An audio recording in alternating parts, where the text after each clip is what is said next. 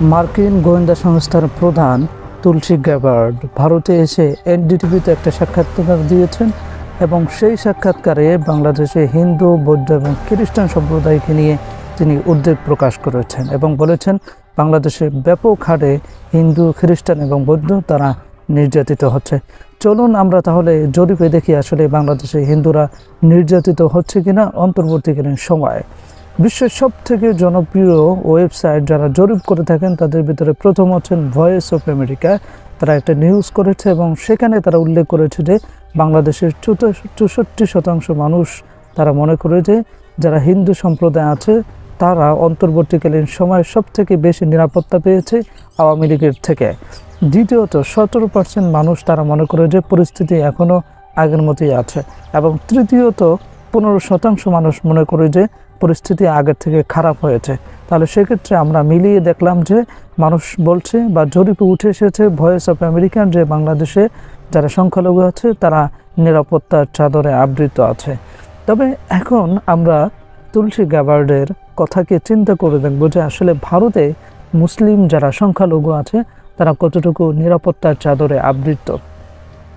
আমরা যদি প্রথম দেখি তাহলে দেখব যে ভারতে সর্বপ্রথম যে মুসলমানদের ধর্মীয় কেন্দ্র যেটাকে বলা হয়, মুসলমানদের প্রাণের জায়গা মসজিদ, সেই বাবরি মসজিদকে তারা ধ্বংস করে দিয়েছে।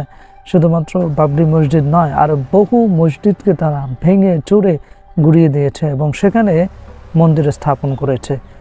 নট অনলি দ্যাট, ভারতে মুসলমান তারা কুরবানির দিনে গরু জবাই করতে পারছে না। তবে আবার ঠিকই ভারতই পৃথিবীর একমাত্র দেশ যারা গরু সাপ্লাই দেওয়ার ক্ষেত্রে তাদের কোনো জুরি নেই। পৃথিবীর সব থেকে গরু রপ্তানির কারক হচ্ছে ভারতের যারা বসবাসকারী হচ্ছে তারা। তৃতীয়ত হচ্ছে আপনারা দেখেছেন যে এই একদিন আগে সম্ভবত হোলি উৎসব হয়েছে, সেখানে যারা বোরকা পরিধান করে এবং যারা মুসলিম আছে এটা যদি বুঝতে পারে তাহলে সেক্ষেত্রে তাদের গায়ে জোর করে রং মেখে দেওয়া হচ্ছে। আর বোরকা দেখলে তো কথাই নেই, তাদেরকে জোর করে রং মেখে দিচ্ছে। তাহলে তুলসী গ্যাবার্ড তিনি কি চোখে কি দিয়ে থাকেন? তিনি কি ব্লাইন্ড পারসন? তিনি কি অন্ধ ব্যক্তি? তিনি কি চোখে দেখেন না যে ভারতে কি পরিমাণে সংখ্যালঘু মুসলিম যারা আছে তারা নির্যাতিত হচ্ছে? দাড়ি রাখার কারণে তাদেরকে নির্যাতনের শিকার হতে হয়, তাদের দাড়ি কেটে দেয়, জোর করে রোজা ভেঙে দেওয়ার মতো ঘটনা বহু আছে। সুতরাং সেগুলো তুলসী গ্যাবার্ডের চোখে পড়ে না। আর তুলসী গ্যাবার্ড তো মার্কিন গোয়েন্দা সংস্থার প্রধান, আর সেখানেরই সবচেয়ে প্রসিদ্ধ যে জরিপ সংস্থা ভয়েস অফ আমেরিকা তারা যে নিউজ করেছে সেটা ওনার চোখে পড়ে নাই। এটাই হচ্ছে অন্ধের খেলা। এটা এরা এভাবেই করে। সো মার্কিন গোয়েন্দা সংস্থার প্রধান উনি আসলে চোখে কী দিয়ে থাকেন আল্লাহই ভালো জানে।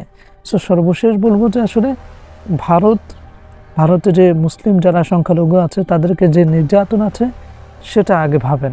বাংলাদেশে 5ই আগস্টের পরে ছাত্র জনতা হিন্দুদের যে মন্দির ছিল সেটাকে পাহারা দিয়েছে, যেটা গোটা বিশ্বে নজিরবিহীন।